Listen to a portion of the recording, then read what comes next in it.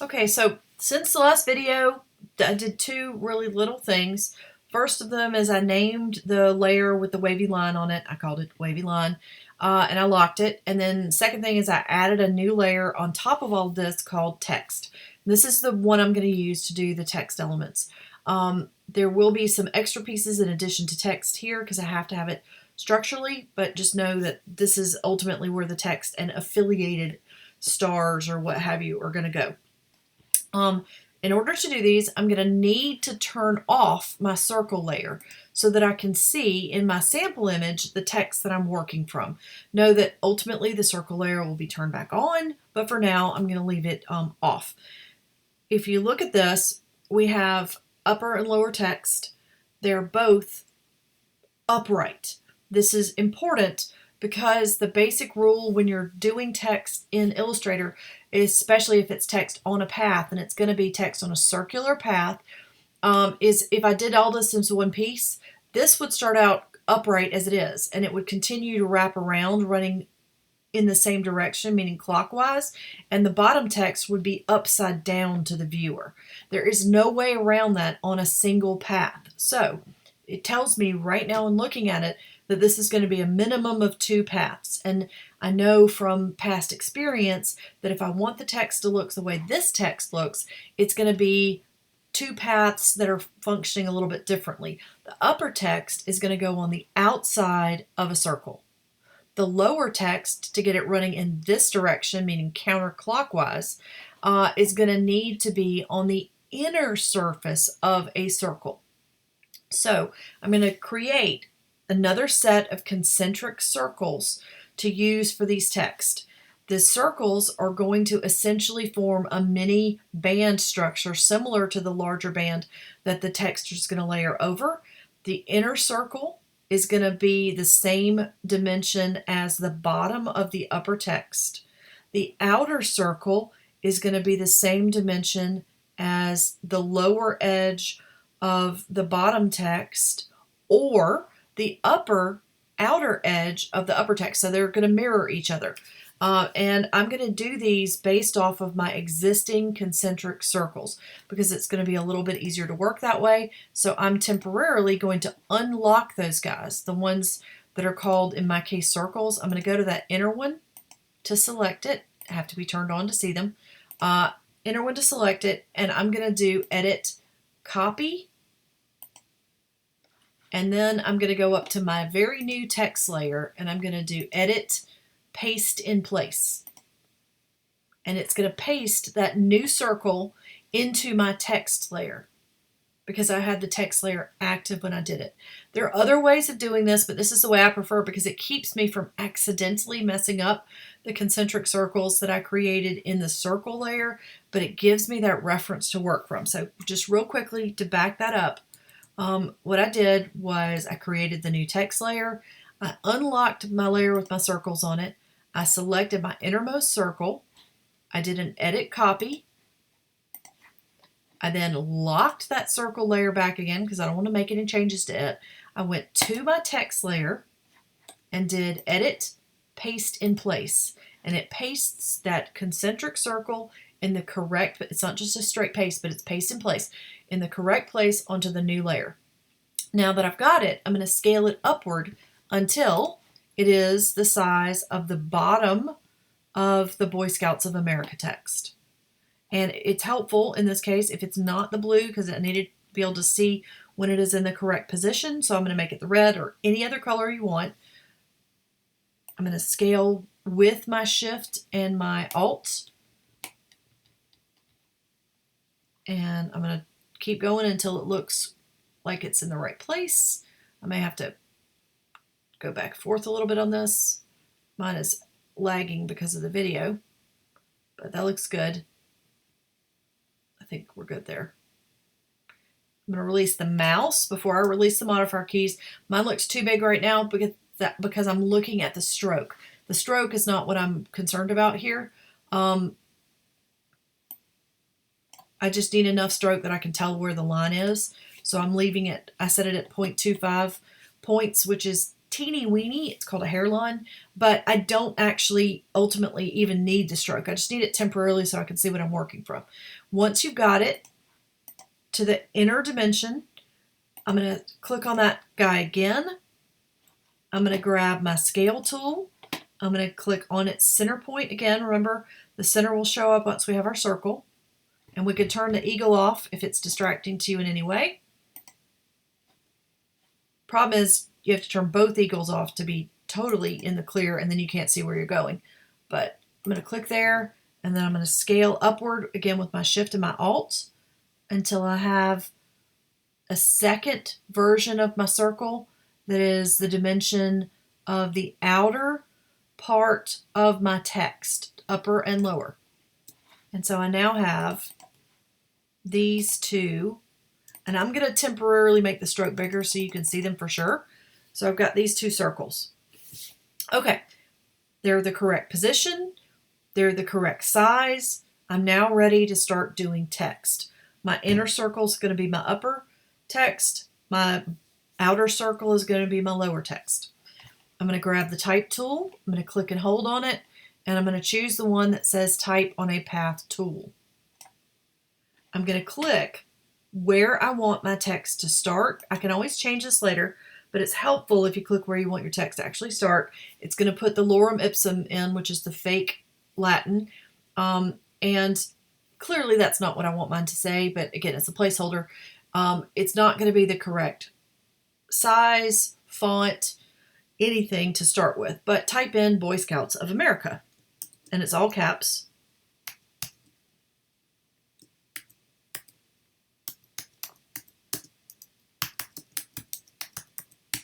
All right, mine is black, which it needs to be white, and it is way too small. So next thing I'll do once I get it typed is make it white, and then I'm going to make it a lot bigger. So I'm going to open my character panel and really work on the sizing. The size tells me a lot. The typeface is an issue as well, but I want to keep going until it is tall enough. And so at around 36 point, it's getting tall enough. But I'm going to do my separate floating character palette. Oh, I had mine at the bottom already. So that I can keep it open when I'm working here. And so at the moment I've got the default, which is Myriad Pro, which is really not a good option. But just so you can see what it looks like when it's at least bigger. It's better, but it's got a long way to go. It needs to be a lot better than this. So it needs to be bolder. And I'm going to have to scoot this over so you can see my type menu show up properly. A lot bolder.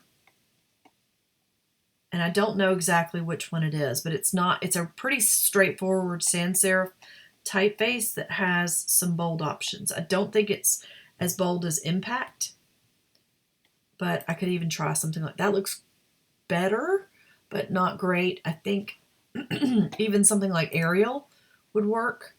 I'll try Arial Bold or Arial Black. And yeah, actually Arial Black is better than Impact. So I've kicked it up to Arial Black at 36 point.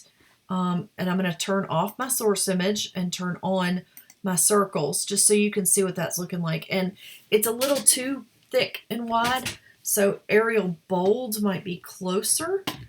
And I think I missed a space. I think it's, I don't know if Boy Scouts is one word or two, but mine's going to be 2 words. And that's a little closer. It's a lot closer, actually. The spacing is off a little bit still. There is a little bit more space in between the individual characters. If you'll remember, that's called tracking. Kerning is if you change the space between a single pair of characters. Tracking is when you adjust the spacing between multiples. And I want to adjust the tracking upward a little bit. That might have been too far. If you think your characters are a little bit too wide, which mine are. Cool thing about Illustrator is you've got a lot of options. So I just expanded my character palette to show options. The pull-up menu on the right-hand side allows you to do that. I think my horizontal is a little bit too wide. So I'm going to adjust mine down to about 95%. And then I'm going to increase my tracking. And that is getting me a lot closer to the look that I'm seeing in this original. Just the letters are sort of pushed apart.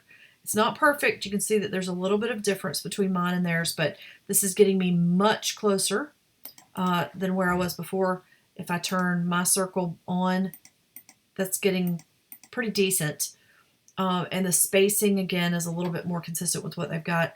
I could probably go to about 93 and then keep tweaking that tracking just a teeny bit more. And I think it gets me a little bit closer to what they've got. So if I turn on, yeah, that's not bad. All right, so I've got my upper text looking pretty good. I'm not unhappy with that. And I now need to do my lower text. If you find yourself in a position of being pretty close with your text, but the rotation is off a little bit, there are a couple of tools that are made to help with this. I don't like them when you're using circles, to be honest with you. The way you're meant to do is you grab these handles on the left and right to adjust your start and end position, but it gets really easy to accidentally move them too far, not far enough. The good news is, if you are dealing with a circle, which we are in this case, and your text isn't starting or stopping in quite the right place, grab the rotation tool, click on your center point, make sure it's your actual center, and then you can rotate that text however you need it to go so much more easily than using the type tools. I didn't need to rotate mine, but that is how I would deal with that particular aspect of this. Okay, so I've got my upper text. I'm ready to do my lower text. And so same as previously, I want to click where I want that text to start. It's automatically going to put it on the outside of the circle. Don't worry about that right now.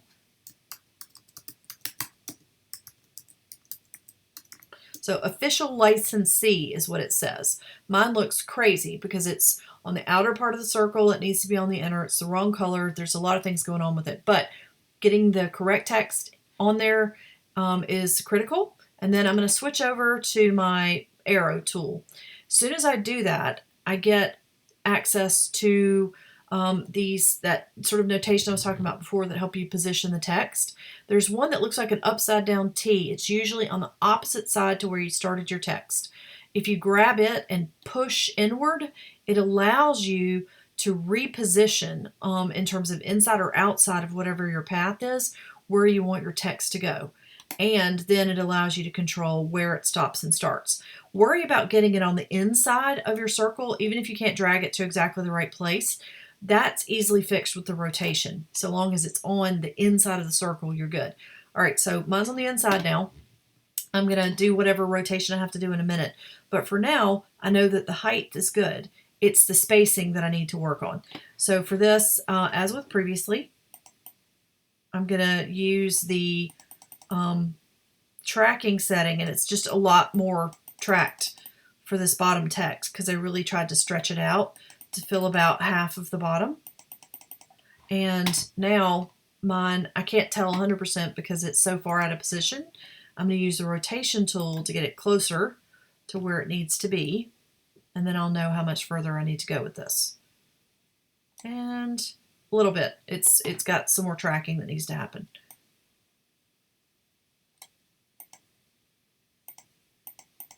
All right, so that's pretty close. It's actually easier to see right now in the black than it would be in the white and tell if I'm in the right position. I'm going to rotate it just a teensy bit more because I was not quite at the right start position. I could kick up the tracking, and as you can see, I'm in the 200s for tracking, so it is really spaced out. And once I got that done, I want to change it to white, and now my text is good enough. I mean, it should definitely work. So if I turn on my blue bar or band, I'm able to see what that looks like. The elements that I'm lacking are the stars on the left and the right hand side. And you don't need to do the registered symbols.